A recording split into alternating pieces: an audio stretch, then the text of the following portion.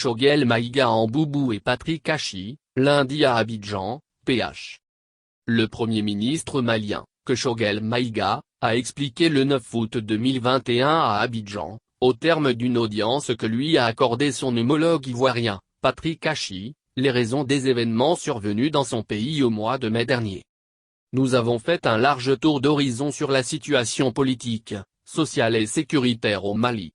Nous avons pris le temps d'expliquer largement la situation, y compris les conditions qui ont conduit aux événements du 24 mai 2021, à la suite desquels, il y a ce que nous appelons au Mali la rectification de la trajectoire de la transition.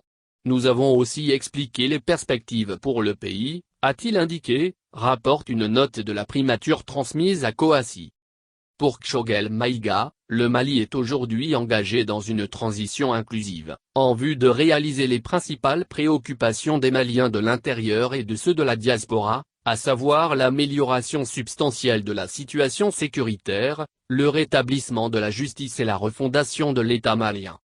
Le chef du gouvernement malien s'est réjoui de l'oreille attentive prêtée à ses préoccupations par le Premier ministre ivoirien, Patrick Hachi, qui était assisté de la ministre d'État, ministre des Affaires étrangères, de l'intégration africaine et de la diaspora, Kandia Camara. La densité des entretiens que nous avons eus, j'en suis sûr, impacteront l'évolution de la situation, sachant bien que le président ivoirien, Alassane Ouattara, est l'un des plus grands avocats du Mali au niveau de la communauté internationale, a-t-il conclu.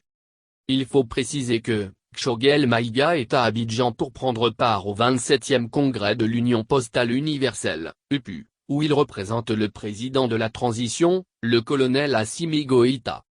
Le 24 mai 2021, lorsque l'armée malienne capture le président du pays, Bando, le Premier ministre, Mokhtar Ouane, et le ministre de la Défense désigné, Souleymane Doucouré.